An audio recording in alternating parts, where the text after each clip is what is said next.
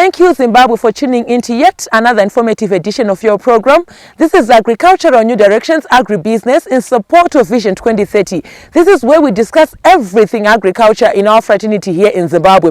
We talk about livestock production, cropping enterprises, orchards, to mention but a few. We also look at business finance, production economics, time value of money to ensure that in whatever that we are doing as farmers, we are viable, and at the end of the day, we are making a living out of our ventures. Now today we are here in Marondela, Mashonaland East, where we are looking at Boran production. I have taken the liberty of inviting Mr. Ganyo, who's going to be taking us through the nitty-gritties of how he does his work here. He is into Boran production. You would find that in livestock production, we have a range of breeds, but here they specialize in Boran. Stay tuned. At this point in time, I've taken the liberty of inviting Mr. Ganyo. Actually, he's invited us to his farm to see his operations, and we are very excited to be talking about Boran production today. Mr. Ganyo, thank you for joining us today. You're welcome. Yes. As we get into our discussion, maybe a brief background of your enterprises here at your farm. I understand that you are not just into cattle breeding, you also have other things that you are doing to ensure that your farm is fully supported. Can you give us a brief background of when you started this cattle breeding enterprise and even the other enterprises that you have? When did they begin? What inspired you? Right. Thank you very much, Wadza. I got this piece of land 2006, and coincidentally when I started this farm, I got some Boran heifers. That was the beginning of the start, but that time it was very, very difficult to get this breed, so we started to do some imports from South Africa.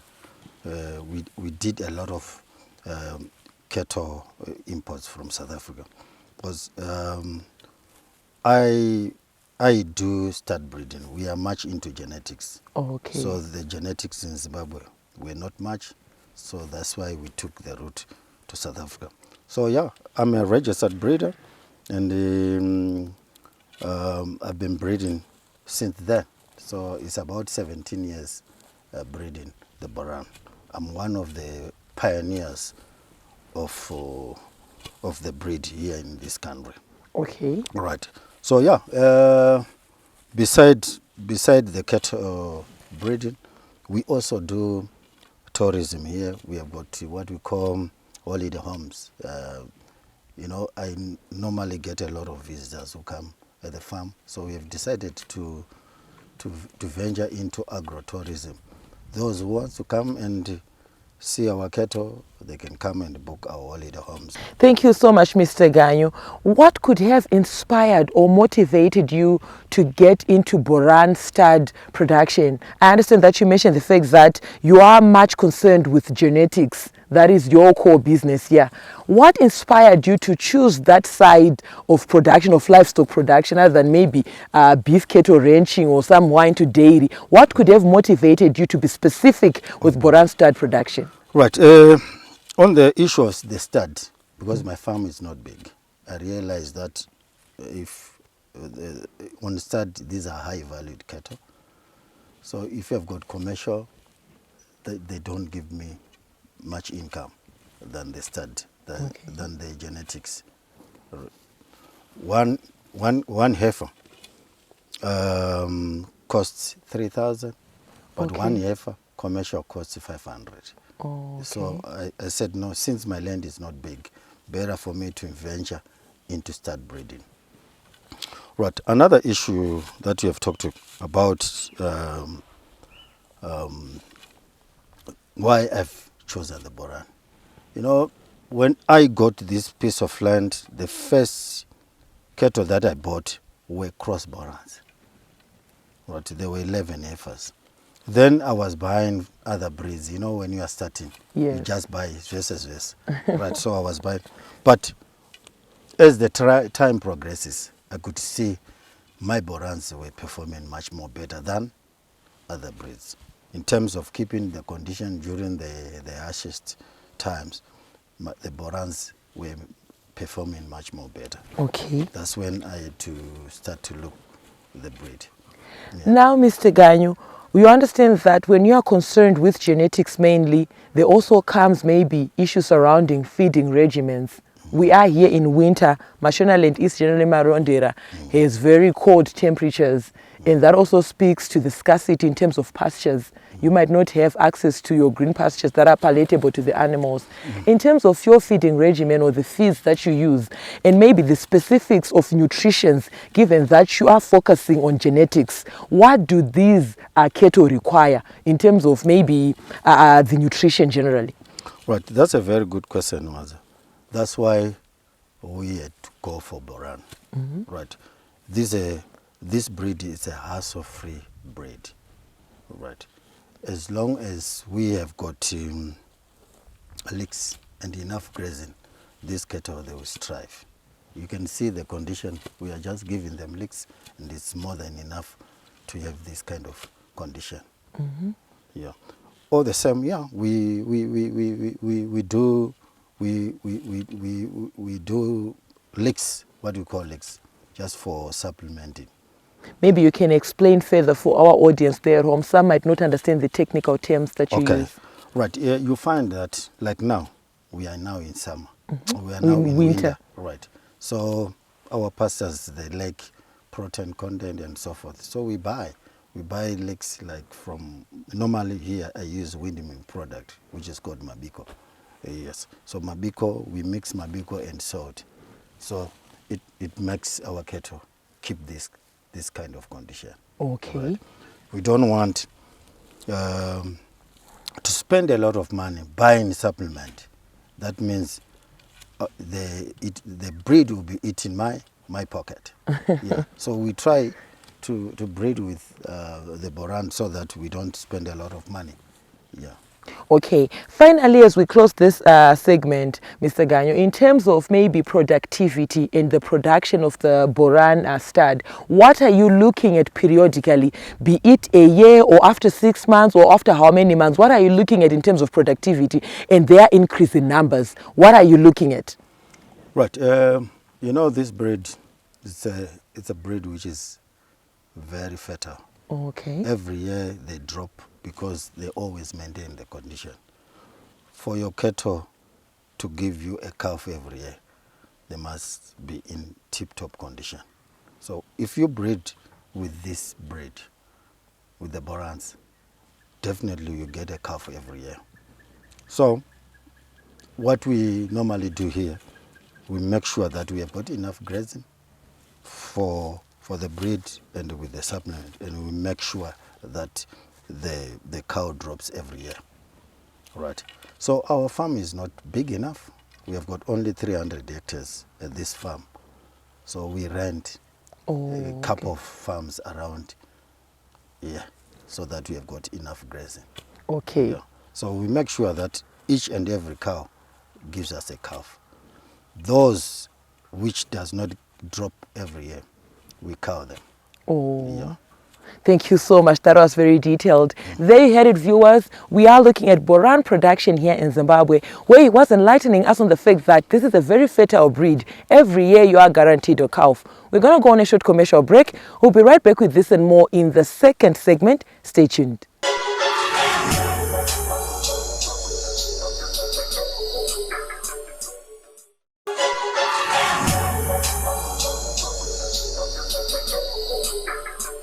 Thank you so much, viewers, for staying tuned to Agricultural New Directions, Agribusiness, where we discuss everything agribusiness here in Zimbabwe. We look at business finance and applying its principles in agriculture so that we are viable and profitable in all our ventures. This episode, we are looking at stud production. We are here with Mr. Ganyo, who is the owner of this enterprise. Now, viewers, we encourage you to be a part of these conversations. Feel free to get in touch with the producer, Wadzanai Manyore. It's on 0772 807 506. Alternatively, you can like our Facebook page, Agribusiness with Wadzanai. Leave your comments and suggestions and make a follow-up on this episode and more on our YouTube channel, Agribusiness with Wadzanai. We are also now available on Twitter, where most of these discussions and updates take place. It's at Agribusiness 110. Now, earlier on, before into the break, Mr. Ganyo here was telling us of their feeding regimen and the supplements that they are using, given that we are now in winter. We might not have those pastures that can support his entire head. Mr. Ganyo, we are here in the second segment. Welcome back. Thank you, Wata. Now, Mr. Ganyo, can you maybe further enlighten our audience there at home in terms of some of the characteristics that the Boran encompasses, that they have? Right. There's one thing that I wanted to mention here. Boran, we call it mother cow of all breeds, or a mother cow of Africa, because it has got plenty of milk. You can see how healthy are these young bullocks. It's because their mothers, they produce plenty of milk. Right. So I also want to encourage people out there. They can cross their cows with Boran and get a lot of milk. I also do a small project here at the farm, whereby I cross dairy cows with Boran, Okay. so that I've got a harder mombe, but it produces more milk. So I milk here my cross Borans and get 10 liters of milk. Okay. Yeah. So it's one of the characteristics of a Boran. They've got what we call herd instinct. You can see they are always in a cluster. Okay. All the time, because that's how they were raised in Kenya, Somalia, Ethiopia. They are always, you cannot miss one. So when you see one is missing, that means maybe that one is sick. So they are always in a cluster, so it's easy to manage them. Okay. Yes. Now, in terms of your tagging or how you keep account of your cattle, I can see they are branded and some of them they all have tags. Can you maybe talk a bit on that before we move on to animal health? Right. As a stud breeder, you have to keep the records. Right. You must know the dam, who is the dam, who is the sire, date of birth, everything. So like you can see this one is PBS 2114. That means he was born in 2021. Okay. Yeah.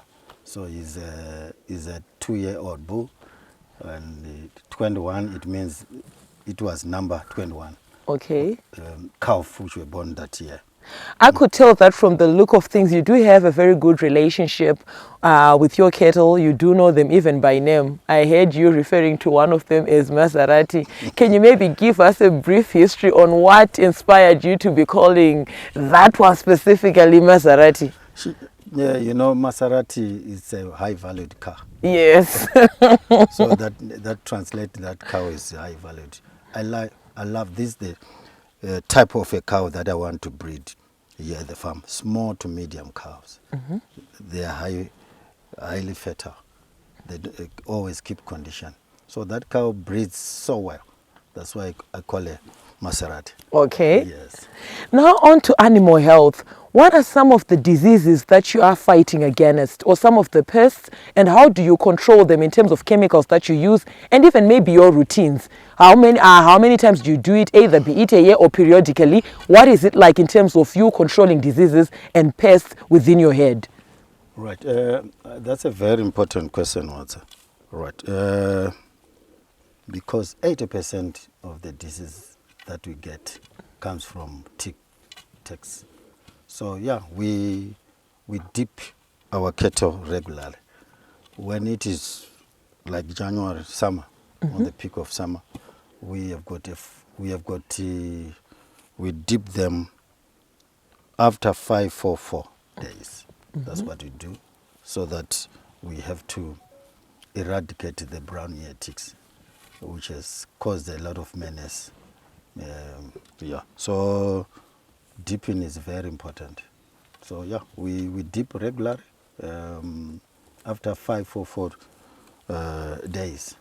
And like this year, we never encountered any challenges. Okay. So that's the most important thing at the farm. Of course, we follow some, like the heifers, we inject for abortion, right? But the issue of ticks is very, very crucial. So dipping is fundamental. Okay. Now, in terms of your personnel that works here, even yourself, from the look of things, you started in 2006, meaning that you are qualified, you know, understand your cattle. I can see some of them even coming closer to you. You do have a relationship with them. They just have a good temperament around you. In terms of skills or maybe training or the attributes that you look at, looking at your workforce, what are those that you look at? What are you looking at if you say, I'm going to be employing a person who's going to be taking care after my head, or even those who want to say you have a student who wants to come for attachment? In terms of skill acquisition or even training, what are we looking at? I think the most important thing is passion. You can't be a farmer or you can't be a cattleman if you don't have passion. You have to love the cattle. That's something that is very important. A cattleman must be able to tell if he has got a relationship with these cows, must be able to tell this one is not feeling well. We have to take it to the hospital. This one is not well, we have to do A, B, C, D. So that's what is crucial. I tell you, I don't employ someone who is highly qualified. You can employ someone who is highly qualified, but if that person does not have passion, It's pointless. It's pointless. So we get guys from without any knowledge, and we train them. And if they are passionate, it does not take them time. And we have got a program that we do here, whereby if you want your stockman to be trained for a month, we do that. The stockman has to come with his food, his worksuit, gumboots. That's all. Okay. Yeah. Thank you so much. That speaks to social corporate responsibility as an enterprise, where you are saying that you are free to be imparting skills to those others that want to learn, even for students on attachment. Yes. There you had it, viewers. We are talking of Boran production, specifically for genetic purposes. We're going to go on a short commercial break. We'll be right back with this and more in the third and final segment. Stay tuned.